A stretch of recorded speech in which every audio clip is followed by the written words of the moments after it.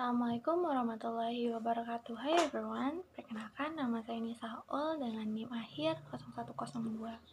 Hari ini saya akan membahas bagaimana sih oligarki dan juga demokrasi serta politik identitas ini saling berkaitan dalam sistem pemerintahan di Indonesia.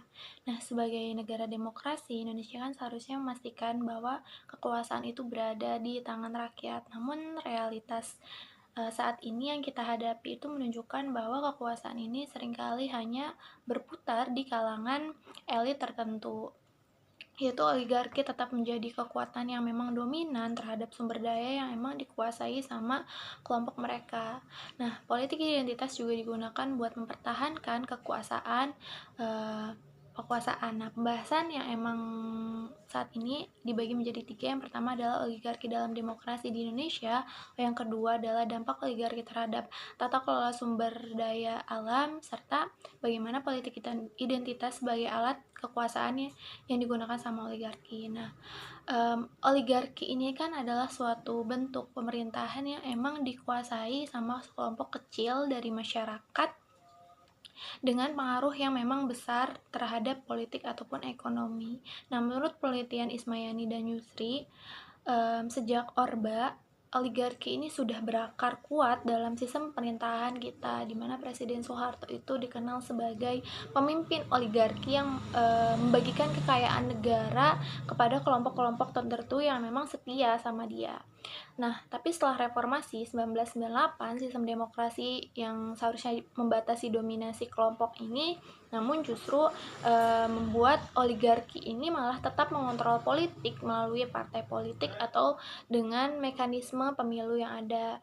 Nah, menurut Ismayani dan kawan-kawan, partai politik ini nggak lagi menjadi wadah aspirasi rakyat, tapi lebih melayani kepentingan-kepentingan elit. Nah, itu tampak dalam beberapa fenomena seperti kandidat dalam pemilu yang memang seringkali ditentukan sama modal besar, bukan dari kompetensi dan juga dari integritas seorang tersebut. Lalu politik dinasti juga semakin berkembang, di mana posisi politik yang diwariskan sama keluarga dan juga lingkaran dekat penguasa. Lalu yang ketiga ada kebijakan yang emang diambil lebih sering berpihak pada kepentingan ekonomi elit dibandingkan kepentingan rakyat. Nah, akibatnya demokrasi ini menjadi demokrasi yang memang prosedural saja, di mana rakyat itu hanya memilih pemimpin, tapi kebijakan yang dihasilkan itu tetap berpihak sama kelompok-kelompok elit. Nah, mungkin kalau misalkan dalam teori demokrasi yang sehat, sumber daya alam itu kan memang seharusnya dikelola untuk kesejahteraan masyarakat. Tapi di Indonesia, sumber daya ini malah menjadi alat bagi oligarki untuk bisa memperkaya diri. Nah, menurut penelitian dari Dini Suryani dan kawan-kawan, penguatan oligarki ini berbanding lurus dengan pelemahan partisipasi masyarakat sipil dalam pengelolaan sumber daya alam. Lalu bagaimana sih dampaknya? Nah, dampaknya adalah sumber daya yang dikuasai sama segelintir kelompok bisnis ini, ada sekitar 44% daratan itu dikuasai sama perusahaan tambang dan juga perkebunan yang besar. Lalu ada masyarakat adat dan juga petani yang memang kehilangan akses terhadap tanah mereka. Terus juga lalu ada kerusakan lingkungan yang emang makin parah nih, dimana adanya alih fungsi hutan yang masif itu bisa meningkatkan bencana alam kayak banjir, longsor. Terus juga regulasi-regulasi yang memang memihak kepada oligarki seperti Undang-Undang Cipta Kerja atau biasa disebut Omnibus Law tahun 2020 yang memang memudahkan perusahaan besar untuk bisa mendapatkan izin usaha tapi mengurangi perlindungan lingkungan yang ada.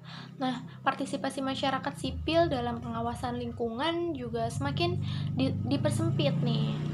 Dari dampaknya juga terhadap demokrasi ini mungkin cukup signifikan ya, dimana rakyat itu nggak lagi punya kendali atas kekayaan alam mereka sendiri, sementara elit-elit ekonomi atau politik itu semakin berkuasa di dalamnya.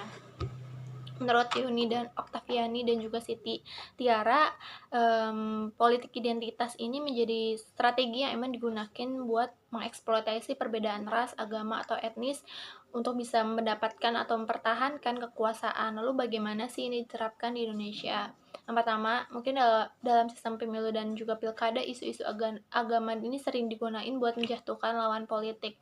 Lalu yang kedua ada kebijakan publik, di mana kebijakan emang sering dibuat untuk bisa mengakomodasi kepentingan-kepentingan dari kelompok tertentu, bukan untuk keadilan sosial atau keadilan masyarakat. Lalu yang ketiga adanya penguatan oligarki, di mana oligarki ini menggunakan politik identitas untuk bisa mengalihkan perhatian rakyat dari isu-isu utama kayak korupsi atau eksploitasi sumber daya alam. Lalu akibatnya masyarakat ini menjadi semakin terpecah, sementara elit itu berkuasa tanpa adanya perlawanan yang berarti dari rakyat itu sendiri. Mungkin dari pembahasan ini ada pun kesimpulan yang saya buat adalah yang pertama, oligarki itu tetap mengendalikan demokrasi di Indonesia, di mana dia memastikan bahwa kebijakan-kebijakan negara itu menguntungkan kelompok mereka. Lalu yang kedua adalah sumber daya yang emang bukan dikelola untuk kesejahteraan rakyat, tapi untuk kepentingan-kepentingan bisnis besar. Lalu yang terakhir adalah di mana politik identitas ini digunakan buat mempertahankan kekuasaan yang emang pada akhirnya itu melemahkan demokrasi dan juga memperdalam perpecahan yang ada di masyarakat. Mungkin itu saja yang dapat saya sampaikan, kurang lebihnya mohon maaf. Wassalamualaikum warahmatullahi wabarakatuh. Sampai jumpa.